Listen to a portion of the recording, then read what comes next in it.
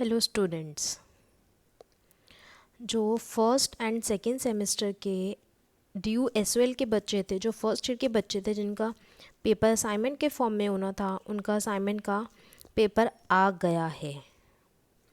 और आपको कोई भी क्वेरी है रिलेटेड असाइनमेंट बेस्ड इवैल्यूएशन, तो आप इन नंबर्स पे कांटेक्ट करके पता कर सकते हैं।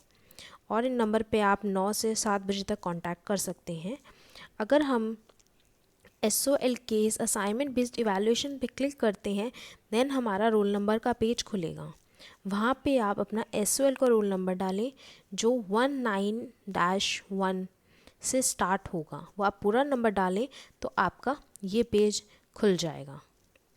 ये पेज खुलने के बाद आपको सेमेस्टर 1 के 5 पेपर्स आएंगे आपके पास। एंड आप अपना असाइनमेंट लिखते हुए स्टार्टिंग में सबसे पहले आप अपना फ्रंट पेज बनाएं। फ्रंट पेज में गाइडलाइंस में दे रखी हैं गाइडलाइंस नंबर 12 के अंदर कि आपको क्या क्या मेंशन करना है, जैसे कि आपको अपना रोल नंबर, अपना पेपर कोड, ये ज़रूर मेंशन करना है। और आपको अपने शीट के बॉटम मतलब सबसे नीचे अपने साइन करने हैं। यानी कि आपके पेपर जो भी होंगे ये सेल्फ अटेस्ट पेपर होंगे। जिस शीट पे साइन नहीं करे हुए मिलेंगे वो शीट साइन नहीं होगी, चेक नहीं होगी, उसके मार्क्स नहीं लगेंगे। देन कोई यूज़ के वो नहीं है आपके असाइनमेंट्स। सो साइन बहुत इम्पॉर्टेंट है, इस बात का आप ध्यान रखिए। एंड आपको blue and black pen use करना है एग्ज़ाम देने के लिए। अगर आप कोई और पेन यूज़ करते हुए मिले तो आपके पेपर कैंसिल हो जाएंगे। Black pen just use for the heading and the question number, otherwise use blue pen.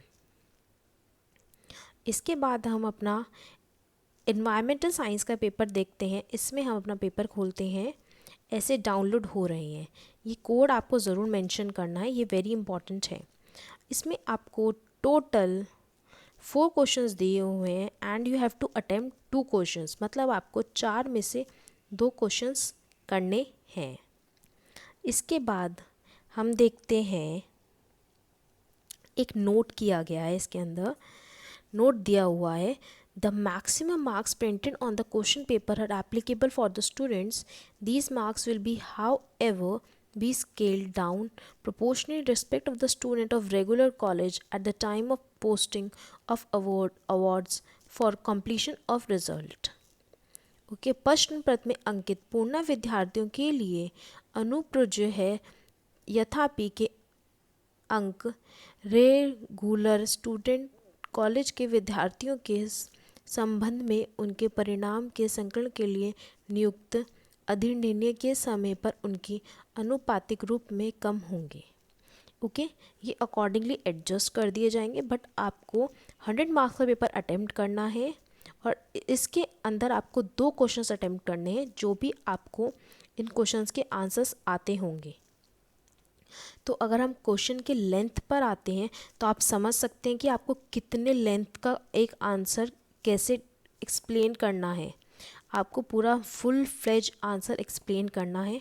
और जब भी आप आंसर शीट में आंसर्स लिखेंगे तो इस बात का ध्यान रखिएगा कि आंसर आप एक ही साइड शीट के लिखे, सेकंड साइड मतलब पन्ने के दूसरी तरफ ना लिखे, स्कैनिंग में प्रॉब्लम होगी।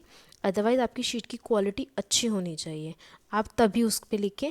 और मेरे हिसाब से आप दूसरा पन्ना, दूसरी साइड पन्ने की यूज़ ना करें, क्योंकि प्रॉपर आंसर होगा नहीं, विजिबल नहीं होगा तो एग्ज़ामिनर मार्क्स नहीं दे पाएगा।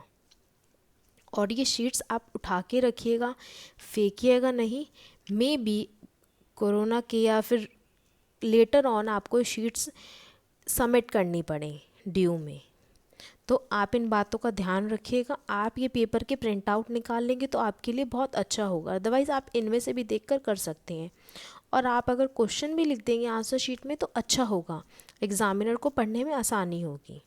एंड क्वेश्चन नंबर वही लिखिएगा जो क्वेश्चन नंबर आप अटैम्प्ट कर रहे हैं। ये नहीं कि आप क्वेश्चन नंबर 2 अटैम्प्ट कर रहे हैं और क्वेश्चन नंबर 1 मेंशन करेंगे उसे। ओके, एंड साइन करना ना भूलें। Again I am telling you, sign करना बहुत इंपॉर्टेंट है। उसके बाद हम आते हैं बिजनेस ऑर्गेनाइजेशन एंड मैनेजमेंट के पेपर पे।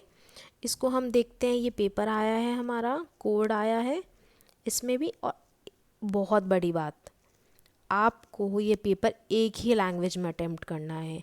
ये नहीं कि आपका है तो मन आप आधा हिंदी आधा इंग्लिश, पूरा पेपर एक ही लैंग्वेज में अटेम्प्ट होना चाहिए। और लैंग्वेज आप बीच बीच में चेंज नहीं कर सकते। इसमें एक क्वेश्चन के 4 पार्ट आए हैं, दूसरे क्वेश्चन के 4 पार्ट आए हैं, तीसरे के 4 पार्ट आए हैं, फोर्थ के भी 4 पार्ट आए हैं। तो आपको ये चारों पार्ट अटेम्प्ट करने हैं, कोई भी क्वेश्चन के आप करें। क्वेश्चन 1 के 4 पार्ट मतलब चारों पार्ट्स अटेम्प्ट करने हैं। तो आप इनको अपने हिसाब से डिवाइड करके लिख सकते हैं कि आपका एक पार्ट कितने मार्क्स का बैठा होगा। देन उसके बाद ही आप उसके हिसाब से लेंथ अपनी लिखें। अकॉर्डिंग टू मी आप 15 पेज तो कम से कम लिखें एक क्वेश्चन में। उसके बाद हम आते हैं फाइनेंशियल अकाउंटिंग के पेपर पे।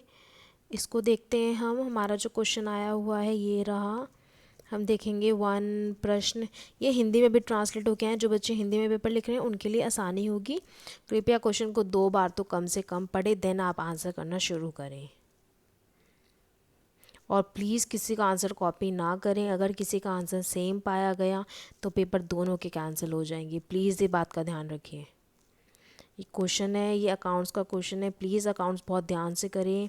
आंसर मैच होना चाहिए बैलेंस शीट का, बिकॉज आपके पास सफिशिएंट टाइम है आंसर सबमिट करने का। एंड प्लीज़ डिले मत करिए, आज ही से अभी से स्टार्ट करिए, तब जाके आपके पेपर टाइम पे ख़त्म होंगे। एंड प्लीज़ ये मत सोचिएगा कि आप लेट सबमिट कर सकते हैं, पेपर एक्सेप्ट हो जाएंगे। नो, कोई एक्सक्यूज़ नहीं है, कुछ नहीं है। आप इस साल फेल हो जाएंगे, आपका एक पूरा साल वेस्ट हो जाएगा। प्लीज़ ध्यान रखें इन बातों का। देन हमारा बिजनेस लॉ का पेपर आया गया है। ये हमारा पेपर है।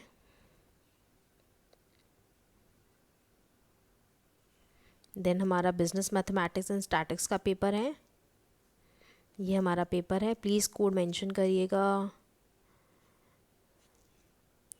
अगर आपको कुछ किसी भी तरह की कोई भी प्रॉब्लम है, you can ask me in the comment section, I will reply. And please अच्छे से सुंदर सुंदर हैंड राइटिंग में पेपर करें।